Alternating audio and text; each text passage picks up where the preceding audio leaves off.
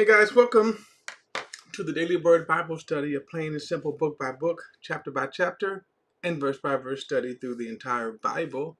Currently, we are in Luke chapter 7, and we're going to continue Jesus' journey.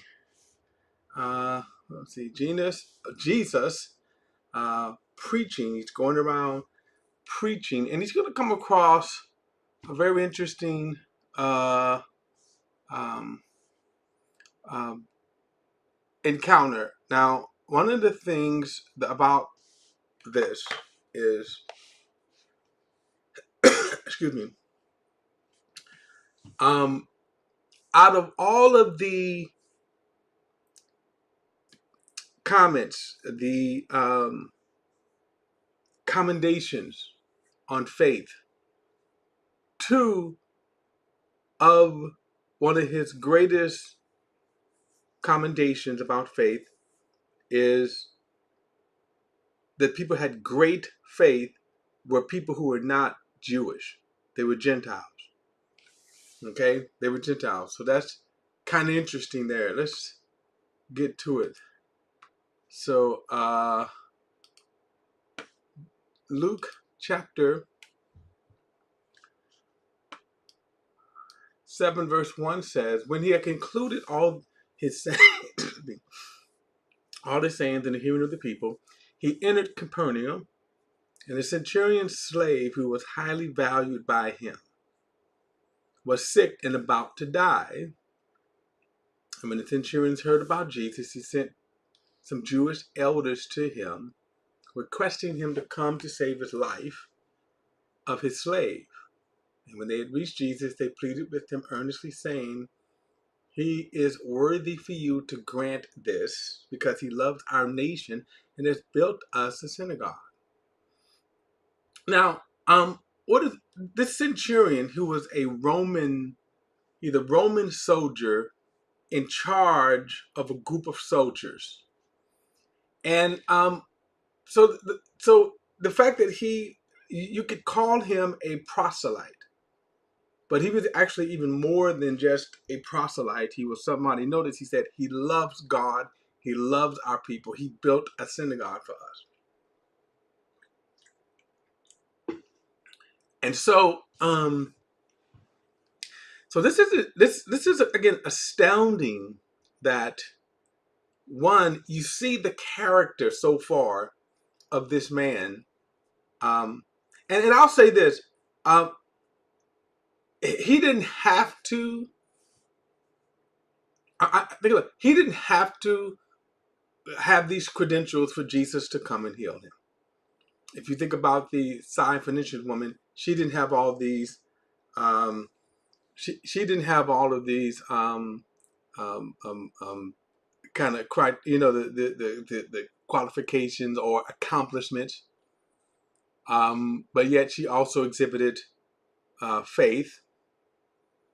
And so it said that when he had concluded these sayings, well, I mean, the centurion, but his, and I think his, the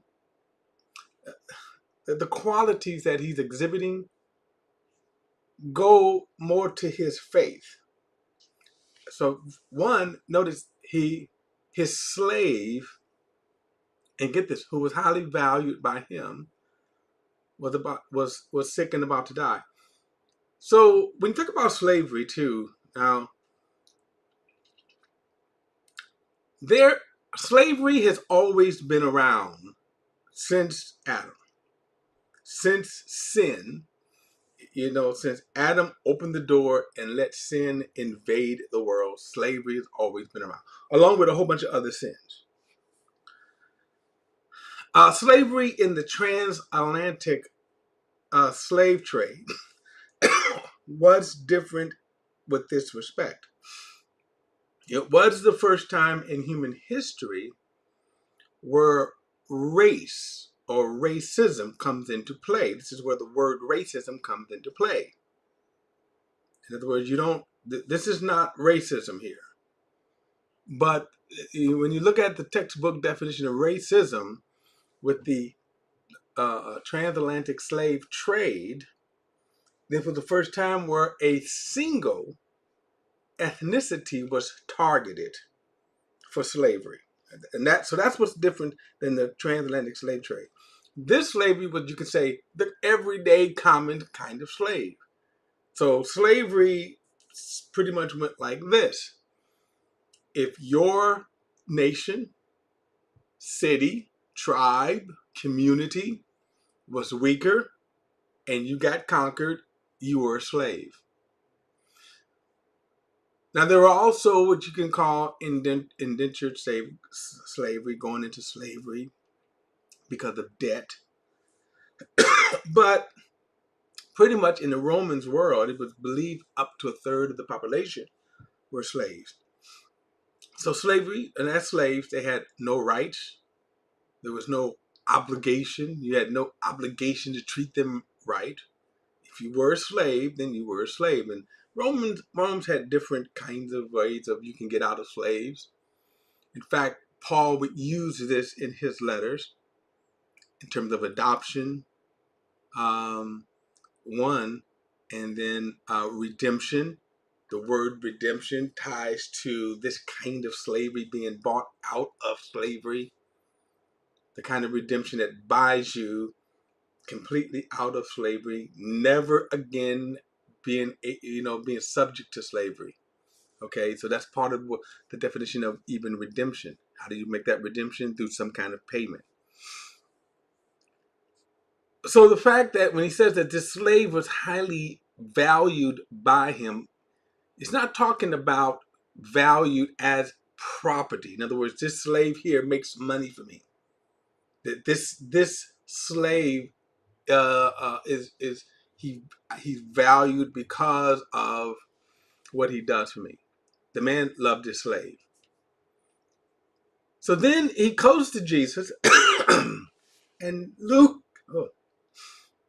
he requests that the slave, that Jesus would come and heal. He hears Jesus. He hears the stories about Jesus. Now remember, he is a non-Jewish person. Now, even though he's living in the vicinity of Jerusalem, or he's living in the vicinity of Galilee, he hears the story, but see, remember, he's a Jew, so in a sense, he's kind of outside of the community. And a lot of times, too, that the Jewish people were not the most beloved people among the Romans. So you see that, okay, he's thinking about this. His slave is gravely ill, and then he hears about the great man Jesus who performs miracles, that people get healed by this man. It is almost kind of reminds you of the story of Naaman in the Old Testament under Elijah, the prophet. He was a Gentile, and he had leprosy.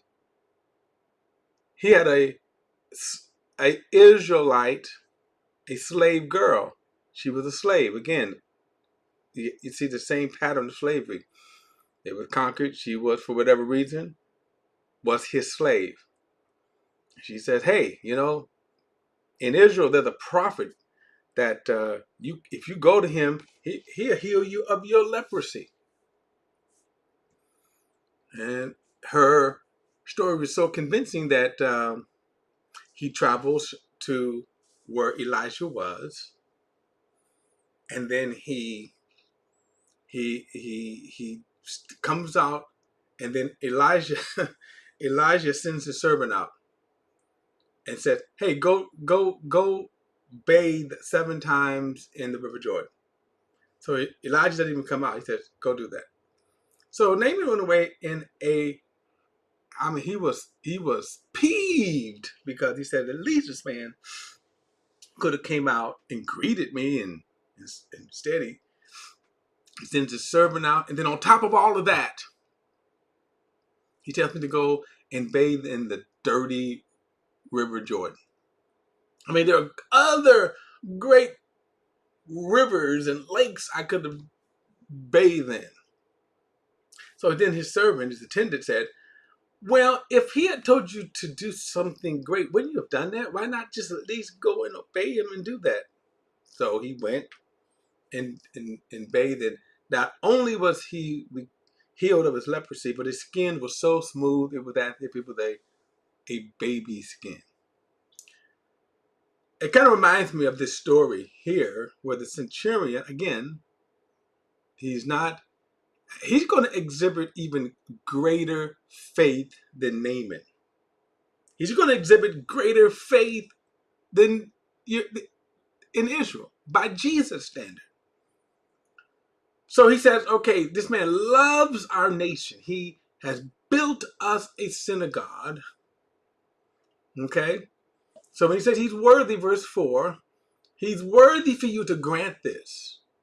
Now again, Jesus healing, this is not the criteria in which Jesus based healing on. But they bring this forth. Now verse 6 says, so Jesus went with him, and when he was not far from the house, the centurion sent to friends to tell him, Lord, don't trouble yourself, since I'm not worthy to have you come under my roof. Now remember, his friends said, hey, he's worthy of this. So now the man says, no, I'm not worthy. So now this man exhibits, now watch the elements of faith here. He exhibits humility before Jesus. He's very humble. Now, this is a centurion, so he has some clout. He has some rank. He says, I'm not worthy. And notice, though, his friends said, hey, he's worthy. Look what all of the things that he's done. He says, I'm not even worthy for you to come under my roof. I'm not worthy for you to come. He says, but say the word, and my servant will be cured. And then here is the testament of his faith. For I too am a man placed under authority, having soldiers under my command. I say to this one, go, and he goes. And to another, come, and he comes. And to my slave, do this, and he does it. Jesus heard this, and he was amazed at him, and turning to the crowd, followed him. He said, I tell you, I have not found so great a faith, even in Israel. When those who had been sent returned to the house, they found the slave in good health. Now, a couple of things about this, that Jesus does not need proximity to perform miracles. He didn't even go to the man's house, and he was healed. But what you could say was a great compliment to the centurion, but an indictment to the children of Israel, is that he said, I have not found so great faith even in Israel. And Jesus was sent to Israel. Okay? And I often say this, that the Jews, as we see here in scriptures, the Jews, unbelief is unbelievable. And so here Jesus, this man who is not an Israelite, Jesus compliments him on his great faith. I said, I'm not seeing this kind of faith in Israel. And you'll see this throughout in the kind of totality of the relationship when Jesus comes to the point where he says, Jerusalem, you missed your chance. The visitation happened and you did not take advantage of it. Your house is left desolate to you. What a compliment. And the idea was that it doesn't mean that this man was some great person. Notice Jesus says his faith was great. Now, why? Because he was able to recognize what he needed to recognize in Jesus. And one, that brought him to humility. He humbled himself before Jesus. And then he says, all you have to do is speak the word. I see this in you. And he's asking in humility. And Jesus granted him. Didn't even go to the house. And the man was healed. All right, verse 11 says, soon after he was on his way to a town called Nain, his disciples and a large crowd were traveling with him. Now, you note the large crowd. I'll bring that up later, but note the large crowd traveling with him. Just as he neared the gate of the town, a dead man was being carried out. He was his mother's only son, and she was a widow. A large crowd from the city was also with her. When the Lord saw her, he had compassion on her and said, don't cry. Then he came up and touched the open coffin, and the pallbearers stopped. And he said, young man, I tell you, get up. The dead man sat up and began to speak, and Jesus gave him to his mother. Then fear came over everyone, and they glorified God, saying, a great prophet has risen among us, and God hath visited his people. And this report went throughout Judea in all vicinity. Interesting, this healing, or actually being raised from the dead. And let me just say this, there is a difference being raised from the dead and then the resurrection of the dead. The resurrection of the dead is eternal. It is bodily rising, but also changing. So the resurrection of the dead is when the believers, okay, their body will be raised and it will be eternally changed, glorified. Now, also, the resurrection of the unbelievers is their bodies will be united, but not glorified, but fitted for their eternal damnation. All right, so that's the resurrection that's yet to come. Jesus was the first to be resurrected, and then those at his coming, meaning what we call the rapture. Now, this is being here is not a resurrection; it is being raised from the dead. He simply life came back, the spirits came back. Whatever healing that was needed happened to bring them back from there. So if they died from a sickness, then they would heal from the sickness, and then they were brought back to life. But then, because there was no change, they all faced death again. So they were just healed. They were just brought back to life, and they were just healed. And so, but with this, only Jesus could have done this. Elijah did it. He healed. He raised someone from the dead, a son. So you can only do this by the power of God. Okay, so God's mercy. And also, too, we're talking about being raised from the dead. So life and death is based upon your spirit being in your body. So at the time of death, and what makes you truly dead, is your spirit leaves your body. And so however that comes out, so for example, when you come to the point of death, you come to the end of your life, and that comes from a lot of ways. That your body ceased to function. But one of the reasons why it ceased to function because your spirit leaves the body. Now, how that comes together, I can't tell you. So, for example, if when you're shot and your body is damaged to the point, again, I don't know how that happens. Your spirit leaves your body. So at this point, the boy's spirit had left. He's dead. His body is lifeless. He's not just, he was beyond resuscitation. And there comes a point where no matter what you do, you cannot resuscitate a person. And even sometimes, if you're in a hospital sometimes and you're waiting for loved ones, your doctors will keep you on machines, and And at that point, you're all they're doing is the machine is just beating your heart and breathing for you, but your spirit is gone. There's no chance of resuscitation. In other words, there's no chance that life can restart unless God grants that. All right, guys, don't forget to like and share this video and subscribe to BP The Bible Perspective. And as always, if you have a thought or comment, add it to the comment section below. All comments are welcome, and I'll see you in the next study.